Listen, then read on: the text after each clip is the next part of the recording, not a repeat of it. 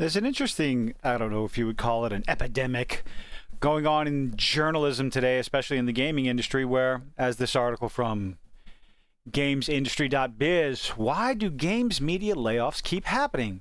Well, the article goes on to a few things, and for some reason it brings up Elden Ring, how it was massive and got all kinds of people going to all these different gaming websites, and then all of a sudden the traffic slowed down. It brings up the pandemic, how people were at home playing video games, so the traffic to their websites skyrocketed.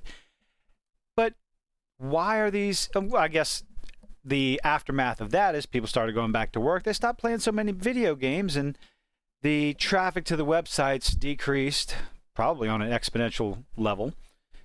And the layoffs began happening. They want to blame one thing or another, but I have a few ideas, and one of them, all the way down here, lack of resources? No. Accountability? Oh, absolutely. That is definitely one of the causes of all these layoffs. Perhaps more, I guess, maybe if the games journalists would actually do their job, instead of, like Frost and the recently deceased G4 YouTube channel and Twitch channel, maybe if they didn't come out and hijack a show and start talking about, sexism in gaming and placing blame on criticism, legitimate criticism against you, against the filthy, nasty, misogynist man babies.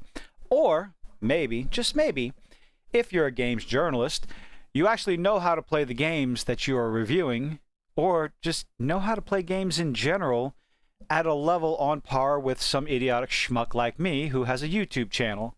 That might be a good idea. Or maybe keep politics out of your reviews. Talk about the Xbox and leave Donald Trump out of it. Talk about Hogwarts Legacy and leave J.K. Rowling out of the discussion. Because you're not talking about her. You're not talking about the books. You're talking about the video game. It's a really easy thing to do. Many people have been doing it over and over again.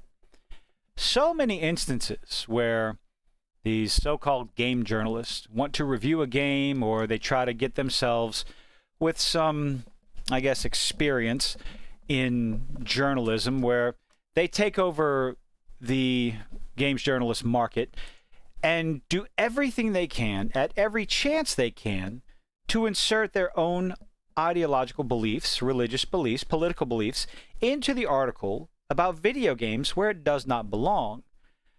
If you write an article about the new Xbox Series S and Series X, and people go there to read it, the last thing they want to see is anything about politics. Who'd have thunk it? When you are going to a website to see a review on Cuphead or Doom, the latest version of Doom, Doom Eternal, and the person reviewing the game, the person playing the demo or the tutorial, can't get past the tutorial, your website becomes a laughing stock. Sure, I'm bringing up things that gamers have been making fun of since it happened, and we will continue to make fun of it because it's hilarious. This is your job. You have individuals like myself and others who are far more talented and have a lot more time than I do, reviewing games instead of trying to be the first. Try to be the first. Get those review copies in. They put their money where their mouth is. They go out and they buy the game. I believe it's ACG who regularly puts his money where his mouth is. Even when he gets a review code, he buys a copy. And if he likes the game, or even if he doesn't like the game, he gives you his honest opinion, genuine opinion. Now, after a while, people start to notice that. If you become an entity on social media, a personality on social media, if you're fake, people will figure it out. If you're genuine, people will figure it out.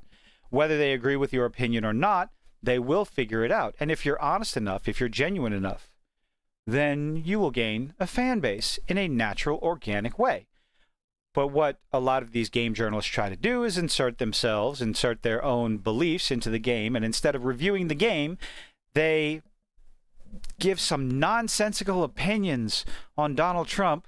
Again, I keep bringing it up. They give a political opinion when reviewing the Xbox. Talk about how, J.K. Rowling's bad, you shouldn't play this video game. Or they downright do not even review the video game. when it is, in this case, Hogwarts Legacy, when it is the talk of the internet and setting records as far as Steam sales, maybe not setting records, but it was definitely top of the chart. But oh no, we have our beliefs and our moral standards to stand by. Did that make sense? I hope it did. So we're not going to do our job as a video game review website and review a video game based on the video game itself. I've never understood that, why people would do that. And you wonder why. These things, they lead to less and less traffic, especially when you have an outlet like YouTube where you can simply type in the name of the video game. And after a while, you go through a few channels and you find someone that you enjoy, that makes you laugh, that actually does all the stupid things. Markiplier, Jacksepticeye.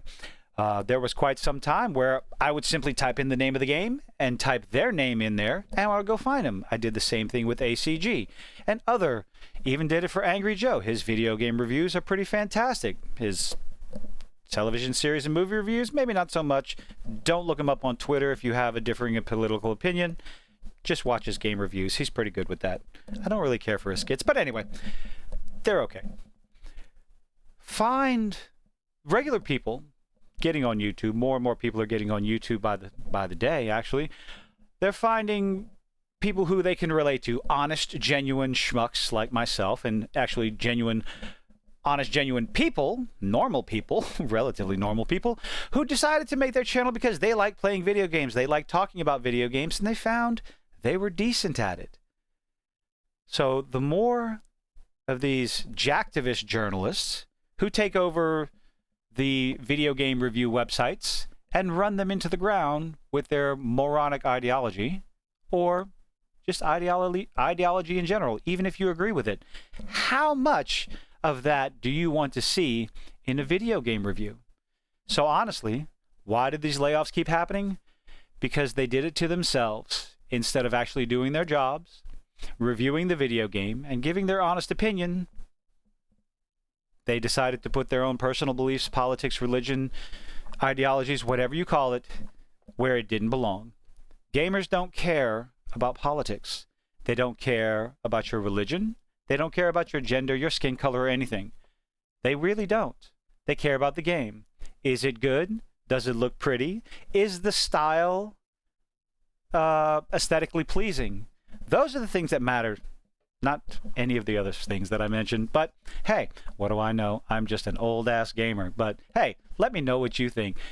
Is this a self-fulfilling prophecy for the journalist websites? Is YouTube channels helping them along the way, or is it more their own doing? Let me know what you think in the comments. Leave a like, leave a dislike. I appreciate you making it this far. And guess what? I recently got memberships. If you do seem so fit as to support my foolishness, please do so. I appreciate you all. Have a good one.